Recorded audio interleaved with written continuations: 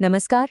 तो आज बात करते हैं साहित्य की दुनिया के एक बहुत बड़े सम्मान की, 2025 के बुकर पुरस्कार की। चलिए देखते हैं कि इस साल क्या खास रहा। तो लीजिए, इस साल की सबसे बड़ी खबर आ चुकी है। डेविड ज़ाले ने अपने उपन्यास फ्लैश के लिए ये प्रतिष्ठित पुरस्कार अपने नाम कर लिया है। तो आखिर इस बड़ी जीत के पीछे की कहानी है क्या? इसको समझने के लिए हम सबसे पहले विजेता से मिलेंगे। फिर जानेंगे कि ये बुकर प्राइज इतना खास है क्यों। इसके बाद हम फ्लैश की दुनिया में गोता लगाएंगे, लेखक के सफर को देखेंगे और आखिर में कुछ जरूरी बातें दोहराकर एक सवाल के साथ इसे खत्म करेंगे।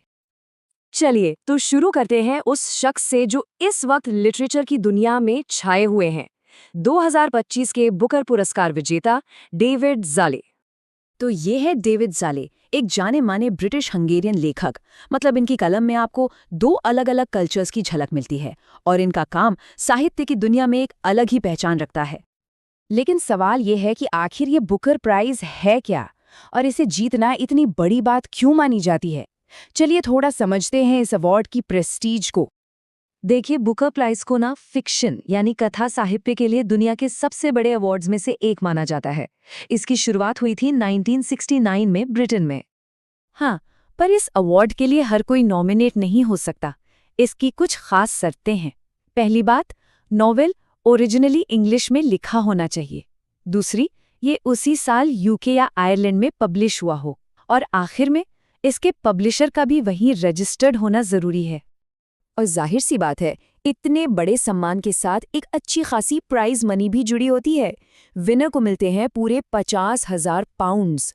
ये सिर्फ एक बड़ा सम्मान ही नहीं, बल्कि राइटर को भविष्य में और भी अच्छा काम करने के लिए एक तरह की आज़ादी और प्रोत्साहन भी देता है। अच्छा, अब आते हैं उस किताब पर जिसने जजों का दिल जीत लिया। आखिर फ्लैश में ऐसा क्या है जिसने इसे बुकर प्राइज तक पहुंचा दिया? फ्लैश की कहानी एक आम आदमी की है। ये नॉवल हमें उसके जीवन के कई दशकों के सफर पे ले जाती है। उसके उतार चढ़ावों, उसकी खुशियों और गमों को बहुत ही बारीकी से हमारे सामने रखती है।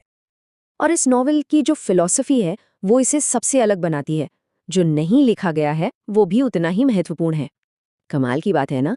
मतलब ज़ाले ने शब्दों के बीच की जो खामोशी होती है ना, उसका इस्तेमाल जीवन के दर्द और अनकही भावनाओं को दिखाने के लिए किया है, जो अपने आप में एक कला है। अब जरा डेविड ज़ाले के सफर पर नजर डालते हैं। ये कहानी किसी फिल्म से कम नहीं है कि कैसे एक सेल्स एग्जीक्यूटिव लिटरेचर का चमकता सितारा बन गया। मतलब लिखने की दुनिया में आने से पहले ज़ाले क्या करते थे?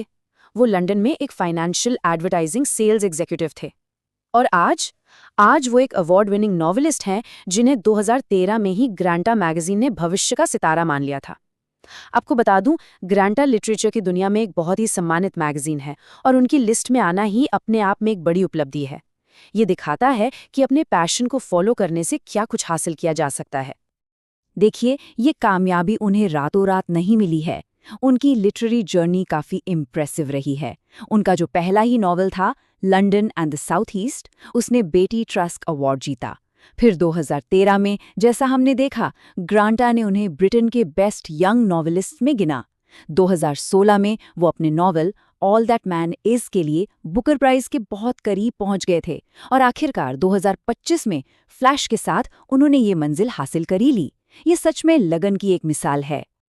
तो इस पूरी बातचीत को अगर समेटना हो तो मेन पॉइंट्स क्या हैं? चलिए फटाफट एक नज़र में सब कुछ दोहरा लेते हैं। तो याद रखने वाली बातें ये हैं। विनर है डेविड ज़ाले, किताब का नाम है फ्लैश, अवार्ड है 2025 का बुकर प्राइज और प्राइज मनी है 50,000 पाउंड्स। और अब आखिर में एक सवाल जिसका जवाब तो खैर अब तक सबको पता चल ही गया होगा कि डेविड ज़ाले ने 2025 का बुकर प्राइज किस नॉवल के लिए जीता। उम्मीद है इसका जवाब अब तक बिल्कुल साफ हो गया होगा। अब देखना यह है कि लिटरेचर की दुनिया हमें आगे कौन सी नए और यादगार कहानी देती है। पढ़ने और जानने का ये सिलसिला जारी रखिए।